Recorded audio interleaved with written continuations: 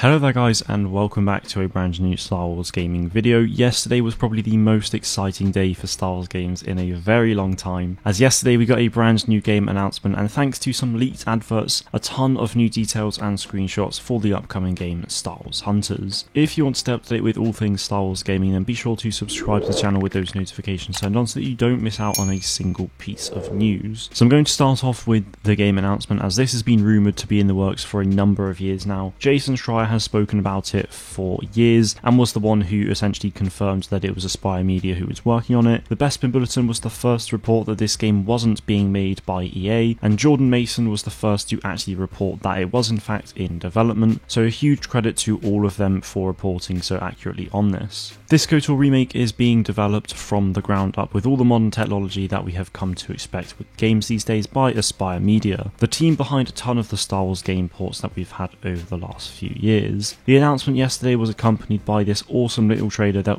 showed us the logo and our first look at Darth Revan, and I have to say he looks absolutely insane. At launch, KOTOR will release on consoles exclusively to the PS5, but it will also release on PC at the same time. It's worth noting that this is only a timed exclusive, so it will likely come to the Xbox Series S and X later on, but I just don't know when. No release date has been revealed either, however they have confirmed that the game is still in early development, so my best guess is that it will probably release in late 2023 or even 2024. As all, I could be wrong, but this is just my assumption. When we know an official release date though, I will be sure to let you all know as soon as I can. Something that I'm very interested about is whether this brings KOTOR into the canon, especially as Lucasfilm have been pretty tight about that with all of their projects over the last few years, pretty much ever since Disney took over and reset the canon. In the article it does mention that KOTOR is part of Legends storytelling, which to me says that the game could very well still remain Legends. However, the writer of the article says that this is actually referring to the original KOTOR games, so right now it's actually very unclear as to whether or not it will be canon or Legends. My best guess is that it will probably remain Legends, but I would love to see it introduce KOTOR into the canon. Finally, on the topic of KOTOR, I'd like to imagine that the game will be KOTOR 1 and 2 combined into one long game, however I'm honestly not so sure. It seems as though it's just the first game, which means that we could well get a second one in the future, but for now it doesn't seem too clear. Either way, I'm incredibly excited to play it when it comes out. I've not actually played a huge amount of the original, but I really don't enjoy the gameplay at all when I have played it, so I've never really felt much desire to go back and actually complete it. Moving on now to Star Wars Hunters, yesterday we got the biggest info drop on the game that we've had thus far, as a ton of screenshots leaked via ads, which revealed weapon skins, 3 currency types, at least 5 or 6 new hunters, including their names and the names of hunters we already knew about before, and much more. So for those unaware, at the beginning of August, Star Wars Hunters got sadly delayed. It was stated that the soft launch will happen in Q4 this year, so between October and December, with a full release at some point next year. The reason we have all of these screenshots and new details is because Facebook and Instagram started showing adverts for the game in Australia, and these adverts linked to the Google Play Store where you could view all of them. Considering we've started to see adverts for the game in Australia, I fully expect to see that the game will soft launch in Australia and probably New Zealand, as most apps tend to do. And not only that, but I imagine we'll see some sort of gameplay trailer very soon as well. Considering we're within 3 to 4 months of the game releasing in parts of the world, it really wouldn't surprise me if there was some form of marketing push starting very soon. So as for the details, I'll analyse each screenshot one at a time, starting with this one here, which is the first one we ever saw as an advert on Facebook. It shows 8 hunters going up against each other in a 4 versus 4 fight of some kind. This could potentially be some form of intro, but there are already a bunch of new hunters here. Starting from left to right, we have this droideka character, which I believe is piloted by an Ugnaught called Slingshot, as we see the Ugnaught here in the team roster instead of a droideka. Next is the very tall Jawa called Utuni. What's cool about this character is that there are actually 2 Jawas with one standing on one another. Before yesterday it wasn't confirmed that we'd be getting a Jawa character, but in a video of mine a few months back I predicted that we'd get a Jawa character, and here we have actual confirmation. Next is the bounty hunter looking character called Amara Vex. Again, this is new to us and I think she looks pretty cool. Her helmet in particular reminds me of the Haxian Brood from Jedi Fallen Order, so it will be very interesting to see if there's any sort of connection or not. The fourth character is the Wookiee we see from the trailer, and he's called Groz. Then we have another familiar face with Reeve. She was the first character that we ever saw for Hunters, and you'll notice that she has the Sith Eternal logo tattooed on the back of her neck, so I'll be very interested to learn her story. Next is the droid Jedi looking character, who is quite literally called Jedi, with his droid designation being J 3DI. And from the announcement teaser, I knew that we'd be getting a character with a blue lightsaber, but I never expected it to actually be a droid. So like Reeve, I'm very curious to hear about their story. Next is this smuggler looking character called Zayna. She's definitely inspired by Han and wields a DL-44 as well, which is very cool. And lastly, we have the stormtrooper from the trailer called Sentinel. So from this one screenshot alone, we've seen 3 of the 4 characters shown to us in the announcement teaser, and we've had 5 new hunters shown to us. Also, looking at the team rosters, you'll see that one team is called the Mudhorns, with the others being called the Gundarks. The location they're in seems to be a hangar from Tatooine, and we can see smoke in the doorway to the back, so I'd imagine that the map could be bigger than this as well.